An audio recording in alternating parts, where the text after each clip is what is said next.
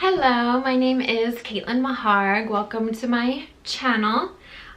So today I am going to go verse by verse talking about the song Blank Space from Taylor Swift. You know, everybody's known that song, or everybody knows that song, but I feel like some people, they might not understand the darkness of the song. It's very upbeat, but the lyrics are actually really dark. And I realized that it is pretty much from the perspective of a narcissist or a psychopath or something. And having been through that experience with a narcissist, I look at the song differently. I used to sing the song and I loved the song and I would get super into it. I loved the song from the moment I heard it. I was like, wow, this is good. But it's the beat, it's upbeat. It's not that I could truly relate to the song. And I would even think that, like, oh, like the lyric about like be that girl for a month. I'm like, be that girl for a month? I was like, what does that mean? You just be yourself. I was totally oblivious to it. And I've dated two narcissists. One was a covert narcissist, an unaware narcissist. The other one was a malignant narcissist, which means he was a narcissist and a sociopath, and he knew exactly what he was, and he was proud of it. I know for sure, and I'm pretty sure we actually talked about this song, him and I. He knew I love Taylor Swift, and I think he may have even asked me, oh, do you know what Blank Space is about? And I was just like, oh, no, to be honest. And yeah, I feel like he was dangling a little piece of information, and he would definitely do that throughout a relationship because he definitely knew what he was. And he would tell me he was a master manipulator and a chameleon.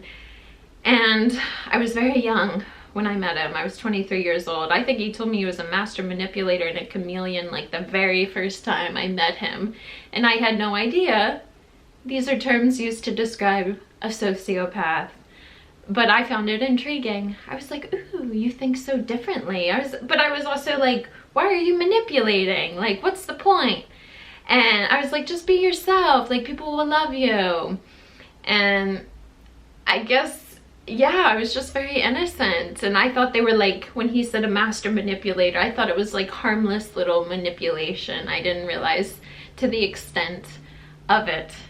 But now I do. After 8 years, it took me 8 years to figure out what was going on. And now I know it. And now I view songs a little differently, some songs, and one of them is Blank Space.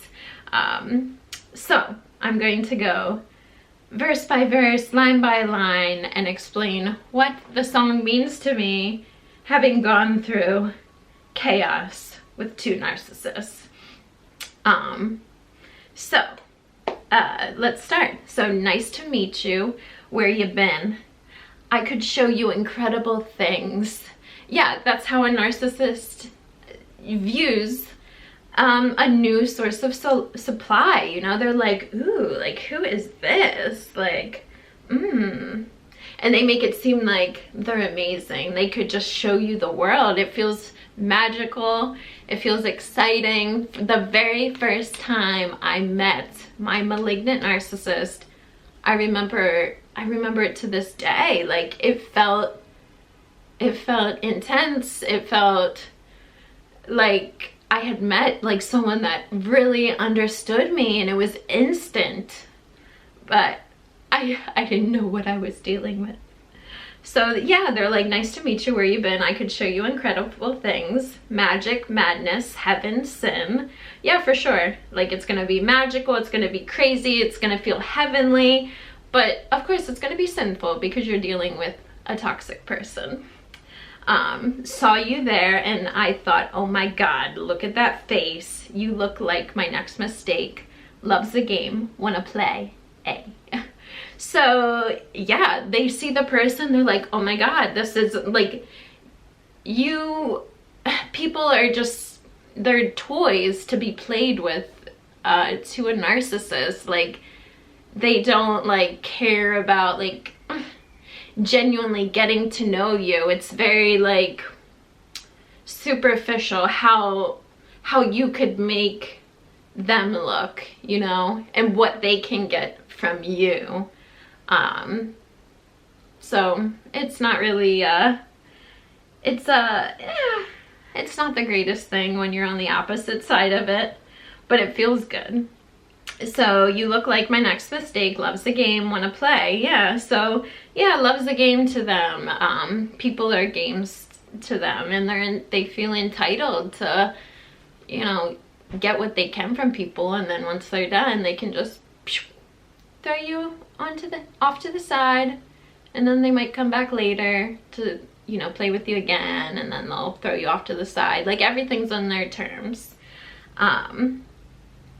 So yeah, and the next line or verse, new money, suit and tie, I can read you like a magazine. So narcissists are great at reading people and mirroring people. They listen to you, especially like during the initial meeting. Like, they're gonna make you trust them, and then before you know it, you are just spilling your guts to them. I definitely did this. I mean, I did it with both the narcissist, the covert and the malignant, but especially the malignant. He knew how to get everything out of me. And I would even tell people that. I was like, this man knows me inside and out. There's nothing I haven't told him. There's nothing I feel like I can't tell him. And it was just, yeah, that's how he got so much information from me, and that's how he was able to manipulate me in the end, because he knew everything about me, and he just read me from the moment he met me.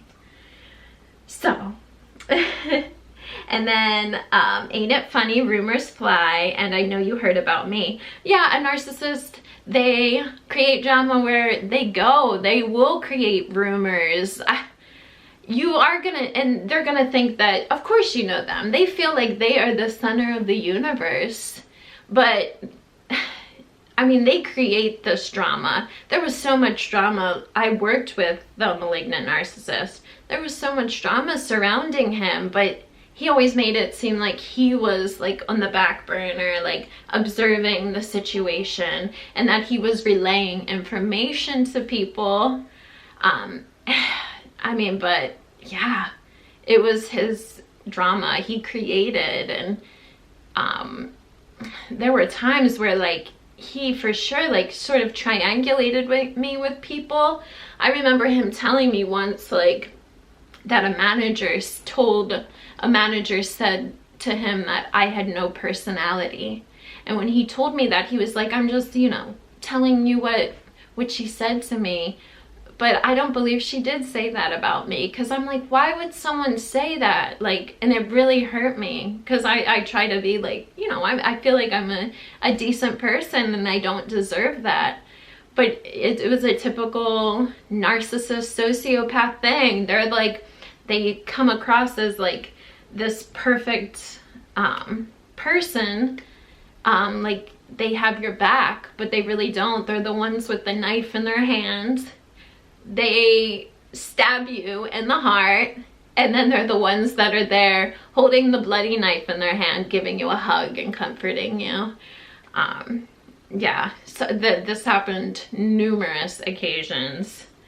So, and then next lines. So, hey, let's be friends. I'm dying to see how this one ends. Grab your passport and my hands. I can make the bad guys good for a weekend. So, yeah, so hey, let's be friends. Like, let's just see how this goes. Yeah, I'm dying to see how this one ends. Like, you're just another one. Another person on their list of people. And yeah, like, my narcissist, I had, a year ago, I had gone to his apartment, and I met one of his brothers for the first time. And it was a very quick exchange, and then me and the narcissist, we were out taking a walk, and he's like, oh, my brother texted me. Oh, he said, good luck with that one. And I remember like feeling like, what? Like, I tried not to overthink it, but I was like, why, like, using the same, like, saying that one, it makes you just feel like you're another one in the pile. And that, I mean, that was definitely, I guess, a red flag. But yeah, I chose to ignore it or not think about it too much. And yeah, I can make the bad guys good for a weekend. Yeah, I mean, yeah, they love playing with people. And I even heard that female narcissists, they gain pleasure in, like, sort of like getting these bad boys or these tough men and, like, having them crumble on the ground sobbing. They're like, oh my God, look what I did to this big strong man. Look at him weeping on the floor. Yeah, and they're like, they feel good about it. So, of course, so it's gonna be forever or it's gonna go down in flames. You can tell me when it's over if the high was worth the pain. So yeah, so it's gonna be forever, it's gonna go down in flames. Most likely it is going to go down in flames. That's probably what's going to happen, most definitely. And if it is forever, most likely you are going to be living in a hell. So you can tell me when it's over, if the high was worth the pain. Yeah, you're definitely gonna get a high. And that's what keeps you staying in there so long. Doing this, going through this, like, cycle of just, it's gonna, like, at first it's gonna be extreme highs and you are gonna feel on top of the world, but then this is during the love bombing phase, and then eventually they devalue you, and that's when essentially abuse comes into play. So yeah, you're gonna go through this cycle of eventually, like, once this devaluation phase happens, it's going to be more lows than highs, I would say. Like, it might not be extreme lows, but it's gonna be like low, low, low, low, low, high, low, low, low, low, high. And because of that, you start living for these highs. Like, when I was with my covert narcissist, I dated him for 2 years, and yeah, it's like I walked in a fog for so long, and I lived for those highs, the feeling of doing something right, because I felt like I could never do anything right with this person. No matter what I did, there was always some negative feedback. So I just felt like maybe if I tried a little harder, I'd get, you know, I'd be up on top again. But it's just, it's a battle you never win, really. You rarely win. You just, you live for these highs that are barely ever come. So yeah, and then it got a long list of ex-lovers. They'll tell you I'm insane, because you know I love the players and you love the game. So yeah, they definitely have a long list of ex-lovers, because I mean, they know how to manipulate people in order to win their affection, their admiration. They can know how to come across as a wonderful person, even though inside they're really not. They can give the appearance, and it draws women, it draws men to them. But it's not what you want in love. It's just a game. It's very superficial. You're just a number to them. So, because you know I love the players and you love the game, of course. I don't know if we love the game. We don't even know we're in a game. We actually don't like the game, but we're in it. And then new money.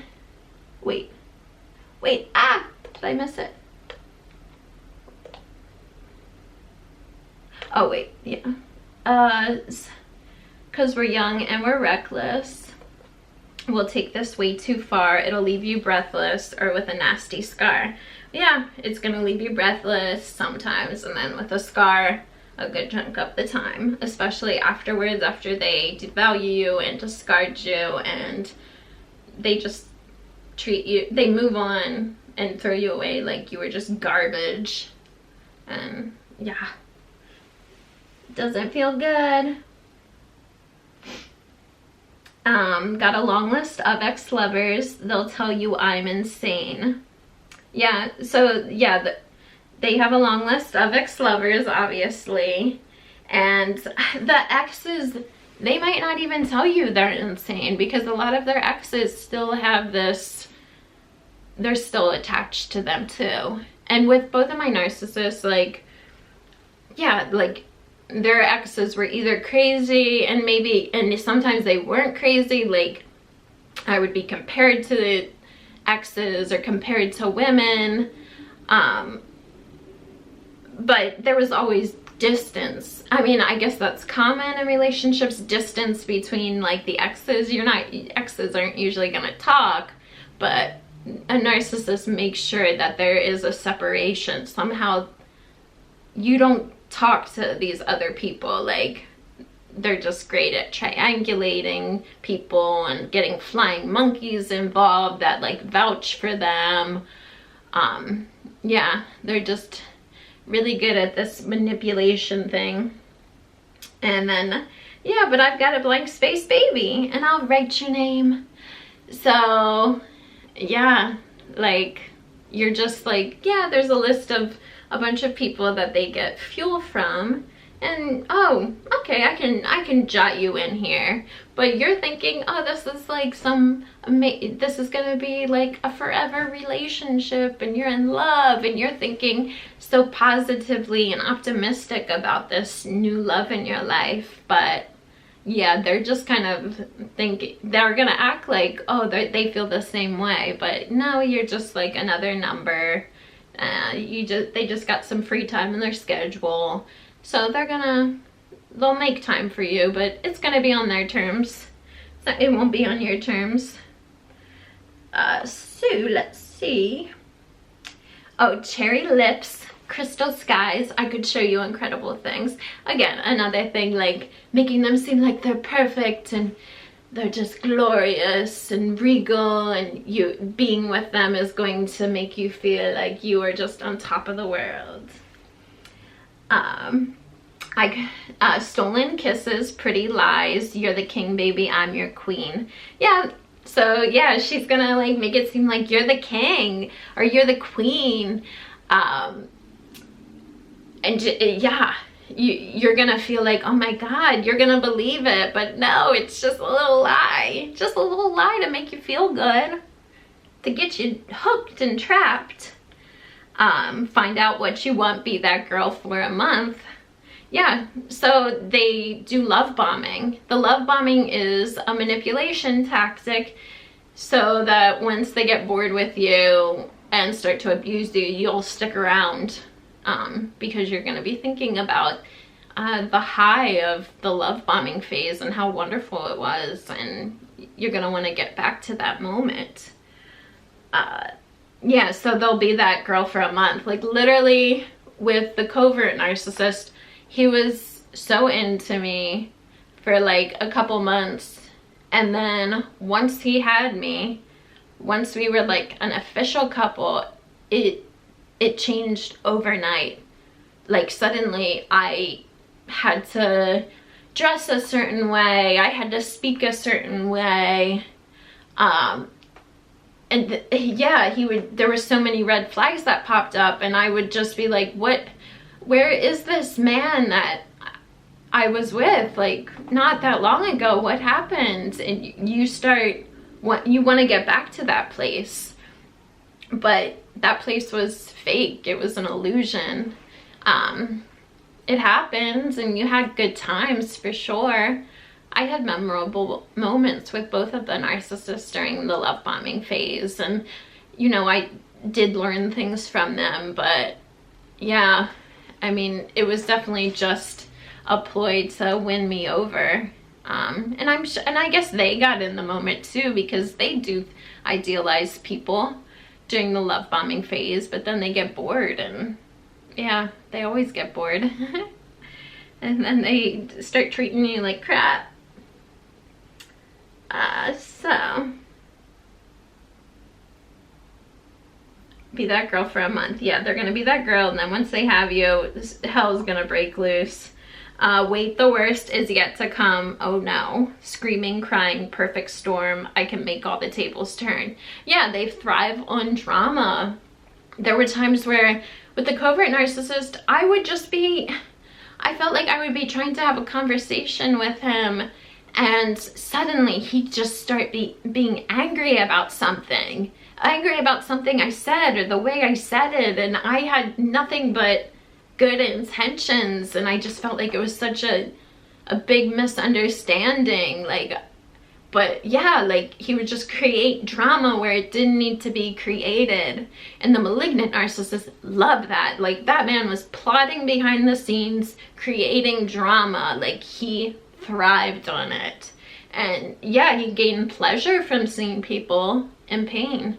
He gained pleasure from seeing me cry, seeing people be upset, because he did it and it was his doing, and he just would think, wow, look what I did.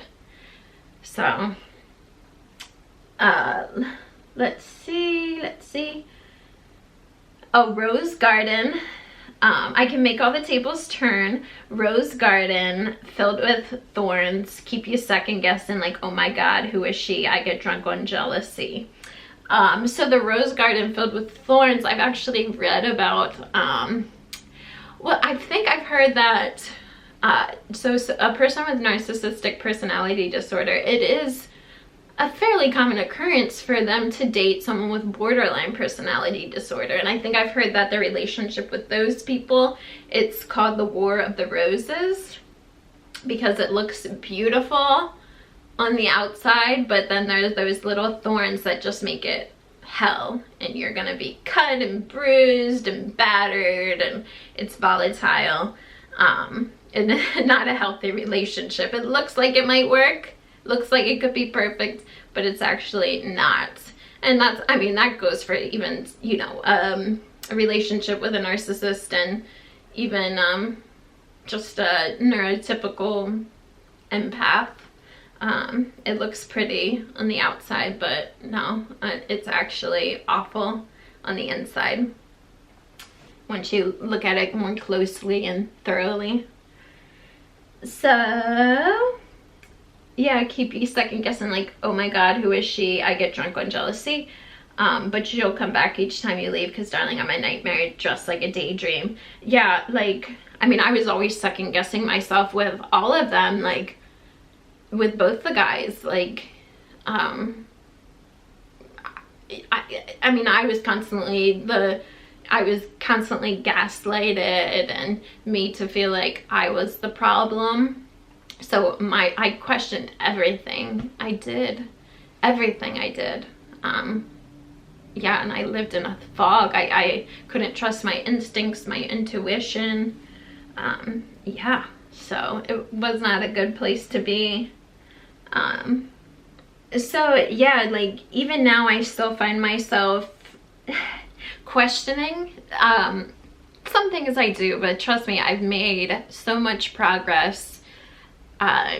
Just with the thing that like really healed me after all this abuse and confusion was finding out what narcissistic personality disorder is, what antisocial personality disorder is, because literally my mind was plagued with answers. Like, I was so confused, especially with this malignant narcissist, about what happened between us. Why did it end? Yeah, it was just, I was in an awful dark place. Questioned everything I did. Yeah, but now I'm so much better, and yeah, I just know I could never be with a toxic person like this again. Like, I know what life is like without these people, and it's so much better, and there's peace. Peace is like, yeah, you don't need to go through this crap in life. There's a way out, and there's a way to true happiness. You just gotta get yourself out of the situation. For me, educating myself about this stuff and learning what it was what gave me closure. I was never gonna get closure from any of these guys, never true closure. I had to create my own closure, and discovering what it is and what was the cause of this confusion and pain for 8 years. That's what really healed me, and all my tears dried up pretty quickly after finding out what it was and realizing I wasn't alone and that it wasn't my fault ever. It was their fault 100%, and that was a huge relief for me. And it gave me the power to finally move on, truly, because I had been wanting to move on. I was ready for that closure. I was searching for that closure, but my mind just, it had to know the cause, because it just didn't make sense. And my brain just couldn't help but just try to find the cause. And that's what kept me holding on for so long. But yeah, finding what it was just a huge relief. I could finally breathe and live, and that knot in my stomach was gone, finally. But yeah, you're gonna come back each time you leave, because darling, I'm a nightmare just like a daydream. Yeah, you will come back. I certainly did many times. I came back and I was hoovered. You know, you go through a breakup with them, and you might hate them, but then they'll send you some text message that makes you feel like they do care about you, that what you guys shared together was real and authentic. But in all honesty, it's just a manipulation tactic to bring you back in, to suck you back in, and also so that they can use you again. Maybe they can use you for fuel again. They might date you again, but again, it's just a manipulation tactic. So then they have fuel, they have backup fuel in case they need you. In case they need to use you. So yeah, and your brain is completely, you just don't think clearly when you're with them. Like, they appear like a daydream, but inside they're just an absolute nightmare. So again, so it's gonna be forever, or it's gonna go down in flames. You can tell me when it's over. If the high was worth the pain. Got a long list of ex-lovers, they'll tell you I'm insane. Okay, we got it. So we're young and we're reckless. We'll take this way too far to leave you breathless or with a nasty scar.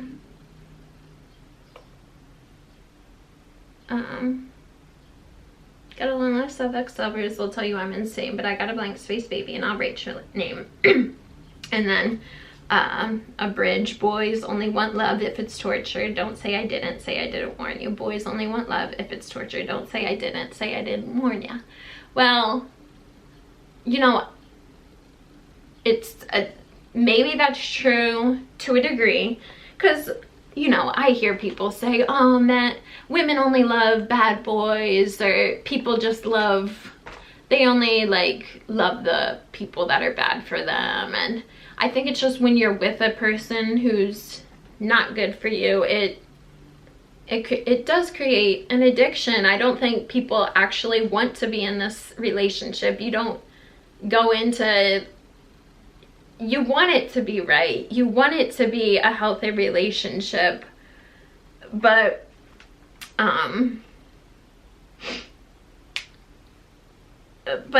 I think it also comes, like, for me, like, I was in these bad relationships not because I didn't want it. I wanted a healthy relationship, but I was very innocent and young, and I think I just had to go through this phase to really understand, like, what I'm willing to put up with and understand my boundaries. And I would never want to be with someone like this, like these guys, ever again. like, I want peace. I've had 4 relationships in my life. The first one was a neurotypical person, and the second and third guys were the narcissist, and my last boyfriend, the 4th one, was a neurotypical. And I would think, and when I was 23, like, and I had my first boyfriend only for a few months, it was normal. And then after that, I have these 2 guys that are in my life for a period of 8 years, and I just thought there was something wrong with me. Like, the first relationship, like, I was still very innocent, and it only lasted for a few months, so I couldn't really base my relationships off of that. And I just thought I had an issue with me from dating these narcissists and having them in my life. Like, I thought I was the problem. I thought I had borderline personality disorder because I couldn't control my emotions. I was just, I felt nuts, and I was all over the place. But it's not what I wanted. And yeah, and then after the narcissist, I dated this guy, and everything was easy breezy. It wasn't stressful. It was healthy. And you know, I loved both of these neurotypical guys, but I wasn't addicted to them because they didn't put me through hell. They didn't put me on this roller coaster. It was a healthy relationship. So I think I just had to go through it, but I don't think people actually want to be in this relationship that causes torture. It's just something you go through maybe when you don't quite understand your own worth and the boundaries that you need to create in your life. So again, yeah, it's the chorus again, so it's gonna be forever, it's gonna go down in flames. And yeah, so I got, and whatever, so I got a blank space, baby, and I'll write your name. And what I loved in the video is, you know, you see, the video plays out perfectly. Love bombing, devaluation phase. Towards the end of it, you see her like trashing his car, and then as she's doing this and like flames are bursting, you see another man walking into her mansion who's gonna be her next victim. So yeah, she's in this devaluation phase and about to discard this man who she played games with, and now she's on to the next one, on to the next blank space to play with, another new toy. So this is my little analysis of the song Blank Space from Taylor Swift, and this is the perspective that I hear in the song after being essentially a victim of narcissistic abuse and dating narcissists and sociopaths. And I just wanted to add my perspective of this song because it's a hell of a popular song, and you know, people get into it, listening to it, singing it, but do we realize we're singing about like a god-awful person? I guess it's meant to be this playful song, and I know that's what Taylor was going for, but still, it's like, ooh, goodness, it triggers me now. I'm like, I can't believe I sang this song just for fun all the time without realizing that it was what I was going through. And this was the mental dialogue that was going in these narcissists' head when they were dating me. So it's like, hey. But that's me. That is my analysis of Blank Space. Again, my name is Caitlin Maharg. Subscribe to my channel. I'm going to be posting a bunch of videos on narcissism. I'll probably, if you guys like this whole, like, me talking about my experience and how I listened to songs about this after going through this. If you want to see more videos like that, great, I can do more of them, but I'm also going to do more videos just talking about my story and what I know about narcissism, and just hope spread awareness about it. So as you know, neurotypical people, and I mean anybody, so that we know that we don't have to go through this, and that we can see the red flags before even getting involved with someone like this, because it is a very damaging experience and it changed my life forever. But finding out what was the cause of it is what really, that even changed my life forever. So I just want to spread the word. But thank you for watching, and tune in for my next video. Goodbye.